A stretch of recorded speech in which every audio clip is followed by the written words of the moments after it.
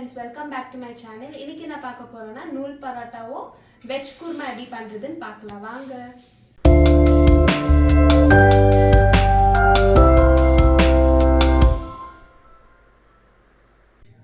இப்போ ஒரு bowl எடுத்துக்கலாம். நான் வந்து 3 கப் மைதா மாவு எடுத்துக்கிறேன். 1 டீஸ்பூன் salt. இப்போ 3 டீஸ்பூன் घी ஊத்திக்கலாம்.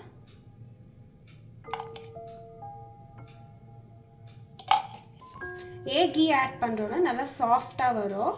அதனால தான் घी ஆட் பண்றேன். இப்போ 3 டீஸ்பூன் கர்ட் எடுத்துக்கலாம்.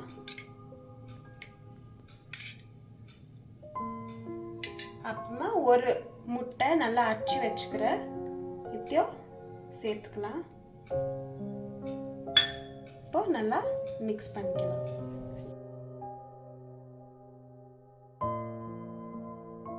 இப்போ இந்த அளவுக்கு நல்லா மிக்ஸ் பண்ணிட்டோம்னா கொஞ்சம் கொஞ்சமா தண்ணி ஊற்றி மாவு பிசைச்சுக்கலாம்.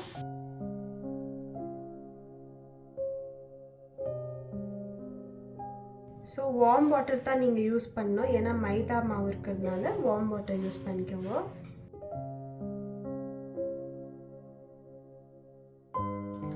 இப்போ இந்த அளவுக்கு டோ நல்லா ரெடி பண்ணிட்ட அப்புறம் சப்பாத்தி மாவு ரெடி பண்ணிட்ட அப்புறம் 1 டீஸ்பூன் எண்ணெய் ஊற்றிட்டு இந்த மாதிரி மாவில் இப்படி தடவி விட்டுடலாம். இப்போ இந்த மாதிரி எண்ணெய் தடவிட்ட அப்புறம் ஒரு மூடி போட்டு வைக்கலாம். இல்லைனாக்கா இந்த மாதிரி பிளாஸ்டிக் ரேப்பர் எண்ணெய் போட்டு மூடி வச்சிடலாம்.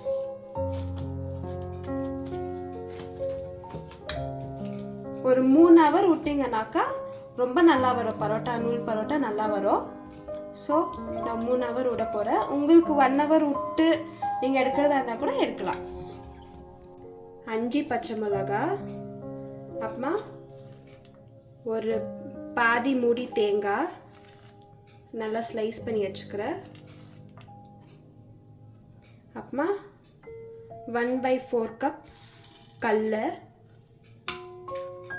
ஒரு 10 பல்லு பூண்டு, 5 லவங்கம், ஏலக்காய் 3, ஒரு பட்டை பீஸாக வச்சு போட்டு வச்சுக்கிறேன். இவ்வளோ பெரிய துண்டு இஞ்சி ஸ்லைஸ் பண்ணிக்கலாம். நான் நல்லா ஸ்லைஸ் பண்ணிட்டேன் இஞ்சி. இப்போ 1 டீஸ்பூன் சோம்பு போட்டுக்கலாம். கொஞ்சமாக தண்ணி ஊற்றி அரைச்சிக்கலாம்.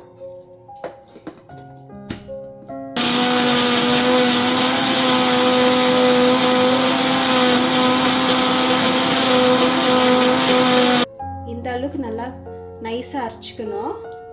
பேஸ்ட்டு கொஞ்சம் கொஞ்சமாக தண்ணி ஆட் பண்ணி நல்லா நைஸாக அரைச்சிக்கணும். 3 டேபிள் ஸ்பூன் ஆயில் ஊற்றிக்கலாம்.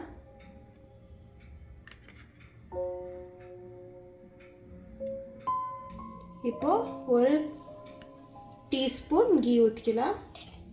இப்போ பிரியாணி இலை, ஒரு பிரியாணி இலை 3 துண்டா பிச்சு போட்டுக்கலாம். அப்புறமா ஒரு வெங்காயம் சாப் பண்ணி வச்சுக்கிட்டு போட்டுக்கலாம்.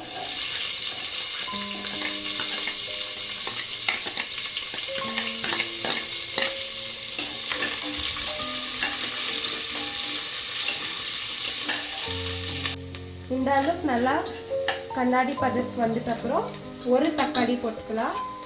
ஸ்லைஸாக நறுக்கி வச்சுக்கிறேன். கொஞ்சமாக உப்பு போட்டுக்கலாம் வதங்கிறதுக்கு.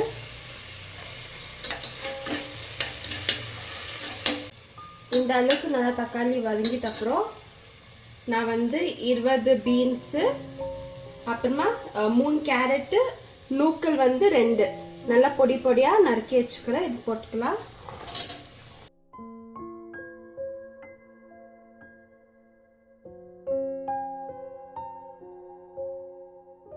உப்பு ஆட் பண்ணிக்கலாம்.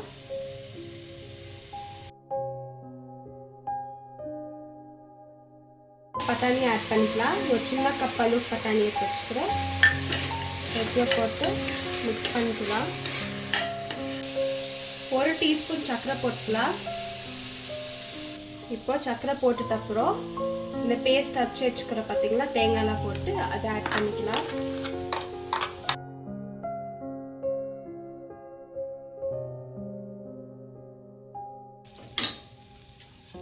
இதே மிக்ஸி ஜாரில் கொஞ்சம் தண்ணி ஊற்றிட்டு இதில் இருக்கிற பேஸ்ட்லாம் போட்டுடலாம்.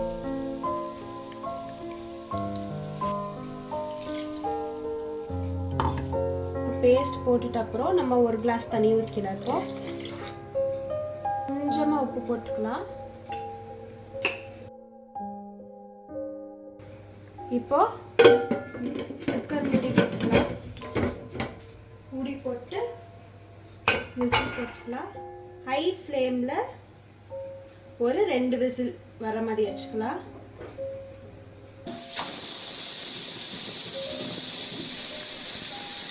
இப்போ 2 விசில் ஆயிடுச்சு.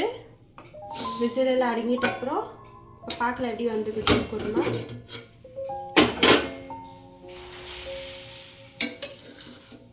பார்த்தீங்களா, நல்லா வந்துக்குது குருமா. குருமா ரெடி ஆயிடுச்சு. இப்போ நம்ம பரோட்டா எப்படி செய்யுதுன்னு பார்க்கலாம். இப்போ நம்ம பரோட்டா செய்ய ஸ்டார்ட் பண்ணிடலாம்.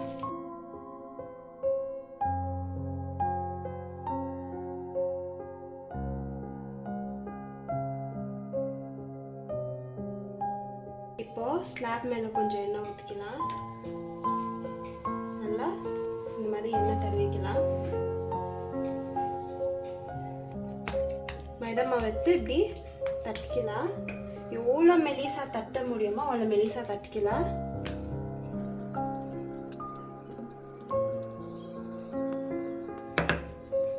ஷேப் பற்றி அதெல்லாம் கவலையே படாதீங்க.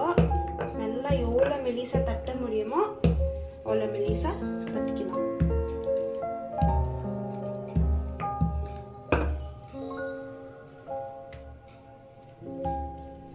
கொஞ்சம் லைட்டாக இப்படி கையில அழுத்திக்கலாம். இந்த மாதிரி கல் தெரிகிற மாதிரி அளவுக்கு மெலிசா தட்டிக்கணும்.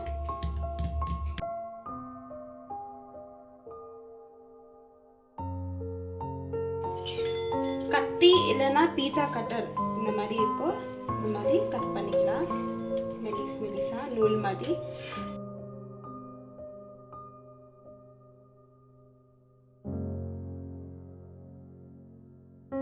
கொஞ்சமாக மைதா மாவு இந்த மாதிரி தூரி விட்டு இந்த மாதிரி தேய்ச்சிக்கலாம்.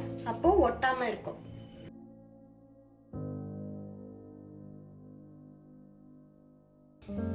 பார்த்தீங்களா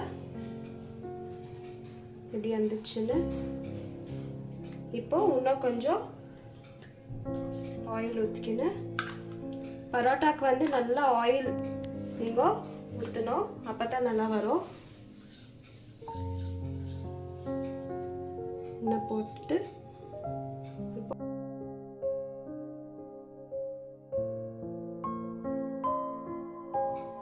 இப்போ வந்து பார்த்தீங்கன்னா தோசைக்கல் வச்சுக்கிறேன். ஹை ஃப்ளேமில் வச்சுட்டு நீங்கள் பரோட்டா சுடும்போது ஹை ஃப்ளேமில் தாக்கணும். நல்லா 1 ஸ்பூன் எண்ணெய் ஊற்றிட்டு இப்போது இந்த பரோட்டா பண்ணிக்கிறோம்ல இதை எடுத்து இது போட்டுக்கணும். ஹை ஃப்ளேம்லேயே நம்ம இப்போ சுட்டு எடுக்க போகிறோம்.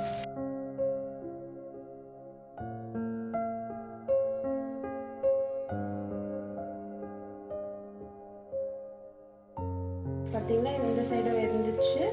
இப்போ திருப்பியும் போட்டுக்கலாம். ஒரு 3 மினிட்ஸ் நல்லா வேகணும் ஹை ஃப்ளேம்லேயே. இப்போ எல்லா பரோட்டா ரெடி ஆயிடுச்சு. இப்போ எல்லா பரோட்டா ஒன்றா வச்சு சூடாக இருக்கும் போதே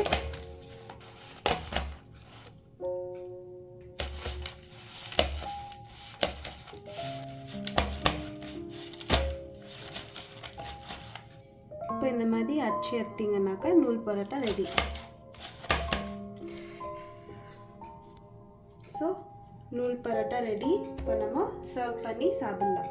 இப்போ பரோட்டா ரெடி ஆயிடுச்சு. குருமாவும் ரெடி ஆயிடுச்சு. இப்போ சாப்பிட்டு டேஸ்ட் பார்த்து எப்படி இருக்குதுன்னு சொல்கிறேன் நான்.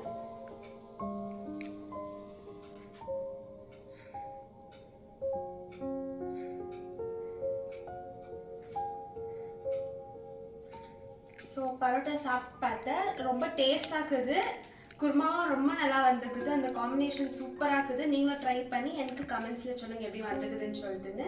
ஸோ உங்களுக்கு இந்த வீடியோ பிடிச்சிருந்துச்சுன்னா லைக் பண்ணுங்கள், ஷேர் பண்ணுங்கள், சப்ஸ்கிரைப் பண்ணுங்கள். பக்கத்தில் இருக்கிற பெல் பட்டனை தட்டி விட்டுருங்க. தேங்க்யூ.